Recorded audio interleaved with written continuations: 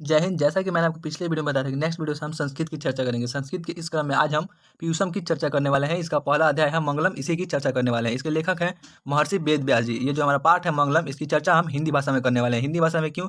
क्योंकि हमारे पीयूषम से जो भी क्वेश्चन एग्जाम में पूछे जाते हैं, चाहे वो सब्जेक्टिव हो या फिर ऑब्जेक्टिव, सभी हिंदी भाषा में ही पूछे जाते हैं। इसलिए इसकी चर्चा हम हिंदी में करेंगे। संस्कृत में कुछ भी लिखा हो उससे हमें कोई मतलब नहीं है, हमें मतलब है बस हिंदी से। देखिए, ये हमारा पाठ परिचय है जो कि संस्कृत में दिया गया है हमारी पुस्तक में। तो इसका कोई भी इंपॉर्टेंस नहीं है क्योंकि ये हमारे एग्जाम के पॉइंट ऑफ व्यू से इंपॉर्टेंट नहीं है। देखिए, इसका अर्थ हम हिंदी भाषा में देखते हैं। हिंदी में अर्थ देखते हैं तो देखिए, उपनिषद वैदिक साहित्य के अंतिम भाग में दर्शन शास्त्र के सिद्धांत को प्रकट करते हैं। सभी जगह परम पुरुष परमात्मा की प्रमुखता से गाई जाती है। कहाँ पे? तो उपनिषद में सभी जगह परम पुरुष परमात्मा की प्रमुखता गाई जाती है। उस सर्वोच्च आत्मा द्वारा विश्व व्यापक और अनुशासित है। यही समस्त तपस्याओं का परम लक्ष्य है। कौन सभी तपस्याओं का परम लक्ष्य है? तो परमात्मा को प्राप्त करना ही तपस्याओं का परम लक्ष्य है। यह पाठ परमात्मा पर आधारित उपनिषदों के 5 पद आधारित मंत्रों का संकलन करता है। कितने मंत्र? तो 5 मंत्र। कहाँ से लिए गए हैं? तो उपनिषद से लिए गए हैं। देखिए, यहाँ से क्वेश्चन पूछता है, पहला क्वेश्चन कि कुल कितने पद हैं मंगलम पाठ में हमारे? तो कुल 5 पद है। कहाँ से लिए गए हैं? तो उपनिषद से लिए गए हैं। इसके लेखक कौन है? तो वेद व्यास जी। इसके लेखक कौन है? वेद व्यास जी। और दूसरा क्वेश्चन, किसकी मंगलम पाठ में किसकी महिमा प्रमुखता से गाई जाती है? तो परम पुरुष परमात्मा की महिमा गाई जाती है। यहाँ से यही 4 क्वेश्चन पूछे जाते हैं। देखिए, हमारा पहला श्लोक है हिरण्मयेन पात्रेण सत्य पीतम मुखम। ये हमें ना ही रीड करने की जरूरत है और ना ही इसे समझने की जरूरत है, बस हम इसका अर्थ हिंदी में देख लेते हैं। लेकिन हमें ये याद रखना है कि हिरण्मयेन पात्रेण जो श्लोक है, इसकी चर्चा जिस भी श्लोक में की गई है, जिस श्लोक में लिखा है हिरण्मयेन पात्रेण, वह श्लोक ईशा वश्य उपनिषद से लिया गया है। जिस भी मंत्र में हिरण्मयेन पात्रेण लिखा है वह कहाँ से लिया गया है? तो वह ईशावास्य उपनिषद से लिया गया है। क्वेश्चन पूछ देता है कि हिरण्मयेन पात्रेण डैश डैश डैश जो श्लोक है वह किस उपनिषद से लिया गया है? तो ईशावास्य उपनिषद से लिया गया है। या ऐसे भी क्वेश्चन पूछ देता है कि मंगलम पाठ का पहला श्लोक किस उपनिषद से लिया गया है? तो ईशावास्य उपनिषद से लिया गया है। ये एक इंपॉर्टेंट क्वेश्चन यहाँ से बनता है। देखिए, दूसरा इसका अर्थ देख लेते हैं अब हम। सत्य का मुख सोने के पात्र से ढका हुआ है, इसलिए सत्य और धार्मिकता की प्राप्ति के लिए इसे उजागर करें। जो लेखक साहब हैं वो प्रभु से कहते हैं, हे प्रभु, सत्य का मुख सोने के पात्र से ढका हुआ है, इसलिए सत्य और धार्मिकता की प्राप्ति के लिए इसे उजागर कर दे, अर्थात सोने के पात्र को हटाए ताकि हम उसका दर्शन मात्र कर सकें। तो यहाँ से क्वेश्चन पूछता है कि सत्य का मुख कैसे पात्र से ढका है? तो सोने के पात्र से ढका है। यहाँ से 2 क्वेश्चन कि पहला सत्य का मुख कैसे पात्र से ढका है? सोने के पात्र से। और दूसरा, यह किस उपनिषद से लिया गया है? तो ईशावास्य उपनिषद से लिया गया है। सेकंड मंत्र या श्लोक देखिए, सेकंड मंत्र या श्लोक है अरुणन्यान महतो महियान। यानी इसका अर्थ देख लेते हैं पहले। देखिए, इसका अर्थ है जीवों के हृदय रूपी गुफा में अणु से भी सूक्ष्म और महान से भी महान यह आत्मा विद्यमान रहती है। उस परम सत्य के दर्शन मात्र से जीव शोक रहित होकर परमात्मा में एकाकार हो जाते हैं। तो देखिए, क्वेश्चन पूछ देता है कि अरुणन्यान महतो महियान जो श्लोक है वह किस उपनिषद से लिया गया है? तो कठ उपनिषद से लिया गया है। और दूसरा क्वेश्चन ऐसे पूछ देता है कि जिस श्लोक में आत्मा के आकार की चर्चा की गई है वह मंत्र किस उपनिषद से लिया गया है? तो वो भी कठ उपनिषद से लिया गया है। या ऐसे भी क्वेश्चन पूछ देता है कि अरुणन्यान महतो महियान लिख के डैश डैश लिख देगा और बोलेगा यह श्लोक किस उपनिषद से लिया गया है? तो कठ उपनिषद से। देखिए, यहाँ से एक पहला क्वेश्चन हो जाता है। और दूसरा क्वेश्चन, आत्मा कहाँ विद्यमान रहती है? तो जीवों के हृदय रूपी गुफा में। दूसरा क्वेश्चन, तीसरा क्वेश्चन, आत्मा का आकार कैसा है? तो अणु से भी सूक्ष्म और महान से भी महान है। ये 3 क्वेश्चन यहाँ से बनते हैं। नेक्स्ट श्लोक देखिए, नेक्स्ट श्लोक हमारा सत्यमेव जयते नानिरितम है। सत्यमेव जयते नानिरितम, याद रखिएगा कि जिसमें भी सत्य और असत्य की बात की गई है वह मुंडक उपनिषद से लिया गया है। क्वेश्चन पूछ देता है कि सत्य और असत्य का अंतर जिस पद में दिया गया है वह पद किस उपनिषद से लिया गया है? तो वह मुंडक उपनिषद से लिया गया है। या ऐसे क्वेश्चन दे देगा कि सत्यमेव जयते नानिरितम डैश डैश डैश जो हमारा पद या श्लोक है वह किस उपनिषद से लिया गया है? तो वह मुंडक उपनिषद से लिया गया है। देखिए, इसका अर्थ देख लेते हैं। अर्थ देखते हैं तो अर्थ लिखा गया है कि सत्य की ही जीत होती है, असत्य की नहीं। सत्य से रास्ता चौड़ा हो जाता है जिस पर देवताओं की सवारी बिना रोक टोक के चलती है। इच्छा रहित ऋषि लोग उस रास्ते से आगे बढ़ते हैं और वहां जाते हैं जहाँ सत्य का बहुत बड़ा खजाना स्थित है। देखिए, ये यहाँ से क्वेश्चन पूछा जाता है किसकी जीत होती है? तो ऑप्शन में दिया जाता है सत्य, असत्य, और 2 ऑप्शन दिया जाता है। तो वहां से डाल दीजिएगा कि सत्य की जीत होती है। किसकी जीत नहीं होती है? तो असत्य की जीत नहीं होती है। अब क्वेश्चन पूछ देगा कि सत्यमेव जयते नानिरितम डैश डैश डैश मंत्र जो है वह किस उपनिषद से लिया गया है? तो मुंडक उपनिषद से लिया गया है। या ऐसे भी क्वेश्चन पूछ देता है कि सत्यमेव जयते जो वाक्य है वो किस उपनिषद से लिया गया है? तो मुंडक उपनिषद से लिया गया है। नेक्स्ट श्लोक देखिए, नेक्स्ट श्लोक है हमारा यदा नद्य सैंदमाना समुद्रे। ये जो हमारा श्लोक है ये कहाँ से लिया गया है? तो ये भी मुंडक उपनिषद से लिया गया है। यहाँ से क्वेश्चन पूछ देगा यदा नद्य सैंदमाना समुद्रे डैश डैश डैश जो पद है वो किस उपनिषद से लिया गया है? तो मुंडक उपनिषद से लिया गया है। ऐसे क्वेश्चन पूछ देगा।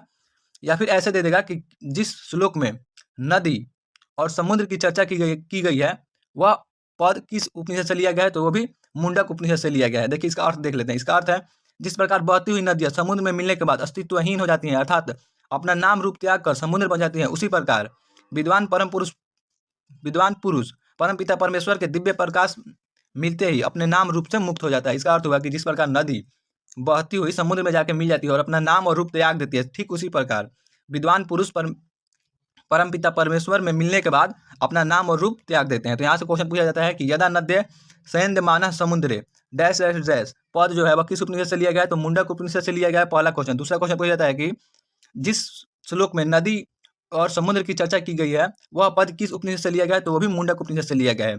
सेकंड क्वेश्चन, बहती हुई नदियां कहाँ जाकर मिलती हैं? तो समुद्र में मिलती है, ये क्वेश्चन पूछा जाता है। और उसके बाद क्वेश्चन पूछा जाता है कि बहती हुई नदियां क्या त्याग कर समुद्र में मिल जाती हैं? तो अपना नाम और रूप त्याग कर। ये यहाँ से क्वेश्चन आता था। अब देखिए लास्ट जो हमारा श्लोक है इस पार्ट का, पांचवा श्लोक है, वो है वेदा हमेतम पुरुषम महानतम। ये श्लोक संस्कृत के कोई मायने नहीं रखता है क्योंकि एग्जाम में हमारे ये इंपॉर्टेंट नहीं है। देखिए अब क्वेश्चन पूछ देता है वेदा हमेतम पुरुषम महानतम डैश डैश डैश, पद या श्लोक किस उपनिषद से लिया गया है? तो श्वेताश्वर उपनिषद से लिया गया है। ये क्वेश्चन यहाँ से पूछ देता है कि वेदा हमेतम पुरुषम महानतम डैश डैश डैश, पद किस उपनिषद से लिया गया है? तो श्वेताश्वर उपनिषद से लिया गया है। अब देखिए इसका अर्थ देखिए, वेद आदित्य वर्ण सूर्य के समान दिव्य रूप में विराजमान है। ज्ञानी जब उसका साक्षात्कार करके अर्थात उस प्रकाशपूर्ण दिव्य स्वरूप वेद रूप ब्रह्मा का ध्यान करके मृत्यु पर विजय प्राप्त करते हैं, क्योंकि इसके अंतर्गत कोई अन्य रास्ता नहीं है। देखिए इसमें मृत्यु का यहाँ से क्वेश्चन पूछ देता है कि मृत्यु पर विजय प्राप्त करने की चर्चा जिस श्लोक में की गई है वह श्लोक कहाँ से लिया गया है? तो वे श्वेताश्वर उपनिषद से लिया गया है, ऐसा भी क्वेश्चन पूछ देता है। और क्वेश्चन पूछ देता है कि वेद किसके समान है? तो वेद आदित्य वर्ण सूर्य के समान है। ये दो क्वेश्चन यहाँ से पूछे जाते हैं। सब्जेक्टिव क्वेश्चन की चर्चा करने वाले हैं। देखिए हमारा पहला क्वेश्चन है मंगलम पाठ का प्रथम मंत्र किस उपनिषद से लिया गया है? तो मंगलम पाठ का जो प्रथम मंत्र है वह सोने के पात्र से संबंधित है, हिरण्मय पात्रेण वाला मंत्र, तो वो ईशावास्य उपनिषद से लिया गया है, ऑप्शन नंबर सी। मंगलम पाठ में कैसे मंत्र संकलित है? तो मंगलम पाठ में पदात्मक मंत्र, ऑप्शन नंबर बी, पदात्मक मंत्र संकलित है। मंगलम पाठ से रचनाकार का अस्तित्व, तो यह क्वेश्चन ऐसे पूछा जाएगा कि मंगलम पाठ के रचनाकार कौन है? तो महर्षि वेदव्यास जी। हिंदी में पूछा जाएगा कि मंगलम पाठ के रचनाकार कौन है, संस्कृत में नहीं पूछा जाएगा, इसलिए महर्षि वेदव्यास जी। कैसे पूछा जाएगा हिंदी में? तो हिंदी में पूछा जाएगा मंगलम पाठ के रचनाकार कौन है, याद रखिएगा महर्षि वेदव्यास। नेक्स्ट क्वेश्चन देखिए, नेक्स्ट क्वेश्चन है यह संपूर्ण संसार किसके द्वारा अनुशासित है? तो ये पाठ परिचय में मैंने बताया था कि परमात्मा के द्वारा अनुशासित है। मंगलम पाठे कति मंत्र संकलिता संति, ये क्वेश्चन देखिए हिंदी में पूछा जाएगा कि मंगलम पाठ में कुल कितने मंत्र संकलित हैं? तो मंगलम पाठ में कुल 5 मंत्र संकलित है। कितने मंत्र? 5 मंत्र, याद रखिएगा, ये भी इंपॉर्टेंट क्वेश्चन है कि मंगलम पाठ में कुल कितने मंत्र संकलित हैं? तो कुल 5 मंत्र संकलित हैं। नेक्स्ट क्वेश्चन हमारा देखिए, नेक्स्ट क्वेश्चन है सत्यमेव जयते किस उपनिषद का मूल मंत्र है? तो यह मुंडकोप उपनिषद का है। हिरण्मय पात्रेण ईशावास्य उपनिषद, ये तो इस उपनिषद का तो चर्चा ही नहीं है हमारे पुस्तक में। और ये कठोपनिषद से कौन सा लिया गया है? तो कठोपनिषद से लिया गया है, वो आत्मा का जो आकार है जिसमें बताया गया है श्लोक में, वो श्लोक लिया गया है। हिरण्मय पात्रेण डैश दृश्यते, यह मंत्र किस उपनिषद से उद्धत है? तो यह मंत्र ईशावास्य उपनिषद से लिया गया है, ईशावास्य उपनिषद से लिया गया है। और सत्यमेव जयते मुंडकोपनिषद से लिया गया है। मंगलम पाठ में कुल कितने मंत्र हैं? तो मंगलम पाठ में कुल 5 मंत्र हैं, option number A. Next question देखिए, नेक्स्ट क्वेश्चन महान से भी महान क्या है? तो महान से भी महान हमारी आत्मा है। और सूक्ष्म, छोटा से भी छोटा और बड़े से भी बड़ा क्या है? तो आत्मा है। नदियां समुद्र में कैसे मिलती हैं? नाम और रूप को छोड़कर, ऑप्शन नंबर डी, नाम और रूप को छोड़कर समुद्र में नदियां मिल जाती हैं। नेक्स्ट क्वेश्चन है हमारा मंगलम पाठ कहाँ से संकलित है? मंगलम पाठ उपनिषद से संकलित है। अनोर्नियान महतो डैश महियान मात्मन, मंत्र किस उपनिषद से संकलित है? तो ये कठो उपनिषद से संकलित है। मुंडकोपनिषद से ये हमारा जिसमें नदी की चर्चा की गई है और जिसमें सत्य और असत्य की चर्चा की गई है।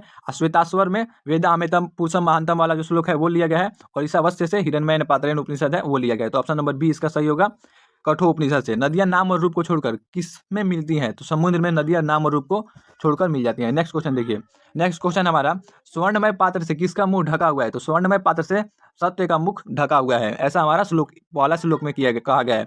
अनोर्नियान डैश महियान पदांश के रिक्त स्थान में कौन सा पद होगा? तो अनोर्नियान महतो महियान, ऑप्शन नंबर ए होगा इसका।